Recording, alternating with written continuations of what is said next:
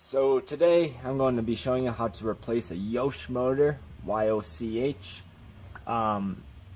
These are a little bit more complicated than the Bafang controllers, or I should say replace a controller, I'm sorry. The first step really is to loosen all the bolts on the chainring while you still have the crank on. Then remove the crank. I removed both sides just to make it easier, just in case we need to get back there. But essentially, once you do that, you want to take off this cover plate. And this, underneath this cover plate, you'll see, if I can find the bolt that's holding it on there. Oh, nothing's holding it on. Wonderful. And you have the motor. This is the controller side. Might need to remove some of these wires, but there's 3 bolts inside of this controller. And essentially, you just need to remove all 3. They're not the greatest hardware either, so there might be a little slip, so be careful when you're loosening them. Just remove those 3mm Allens. And they're not in there tight by any means. Get that out of there. And then we have this last one. Might have to push the wiring out of the way a little bit.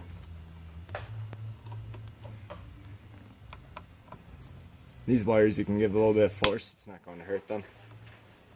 They're built pretty decently. There's our last bolt. And then you want to remove this chainring. Just need to pull it off evenly. And you're going to see this plastic gasket. You can't remove this controller face without removing this first. So I'm going to grab my screwdriver wherever I put that. Inside of the battery box. There we go. These aren't tight at all. So you just remove these guys. And when you do this, you want to be careful when you remove this plastic cover, because it'll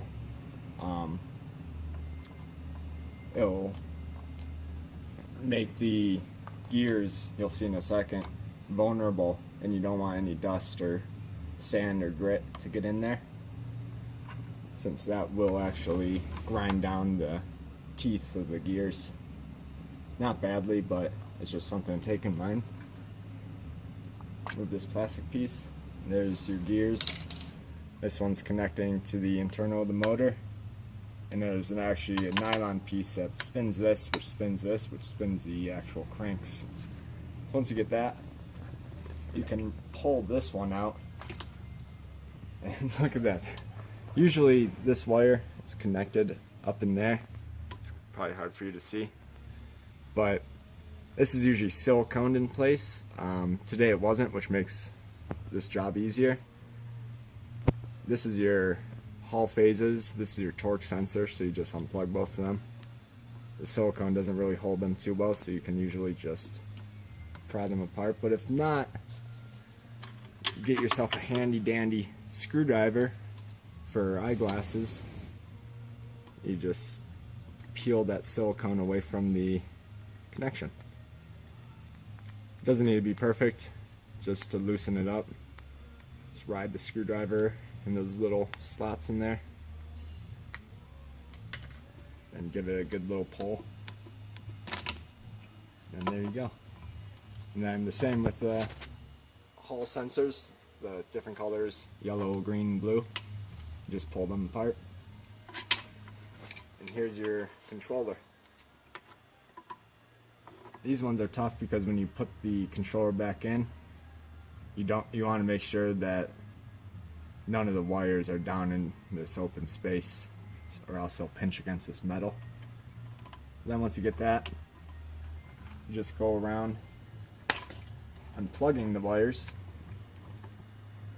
Sometimes they're a pain to find or figure out what they're connecting to. Like this one. This one's kind of jammed in there pretty good. moving the bike around. We can actually pull this straight through. Let's move the wires all the way. Once you get a couple of wires out, it becomes easier to get the rest of them out. They're just tucked in there so tightly that's kind of a pain. Typically, it's not too hard. You just don't want to break anything when you do it. This big wire's being held up by the positive and negative for the battery. So you want to go through the wiring. Find where it is. It's on this side. So just find, oh, I'm bleeding. Wonderful. You just peel the tape back. You try to at least. Find where that tape is connected.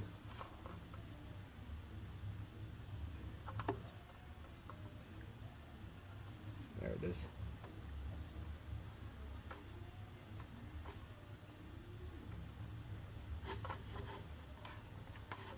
Oops.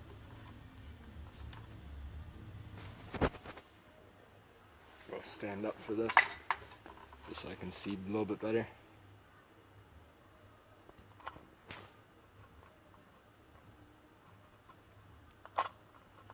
Oh, there we go, that one's easier. And these connections should just be plug connections, should be able to just pull them apart like that. This one, having a tough time seeing where it starts, so I'm just going to start ripping it to see if I can't find where the tape actually starts to wind around.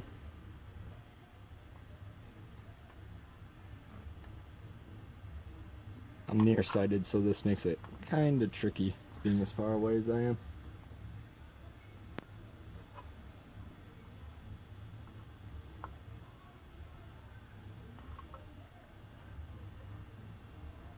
But once you get this tape off, I don't know, yeah, I could just pull it straight out. So you got that, your connections out. Then you can pull this straight out. Then you have one more, and that's a speed sensor. This one's real easy to do. Just loosen up that little nut right there, pull it apart. You got yourself a controller. Then you set that one aside and you grab your new one, which would be right here. I don't know what the F means. I think they all say F in there. And these ones will be a little bit tricky to get in since it's an internal motor, but I would go with oh man, I'm bleeding quite a bit. Connecting your Hall sensors or your phase wires first.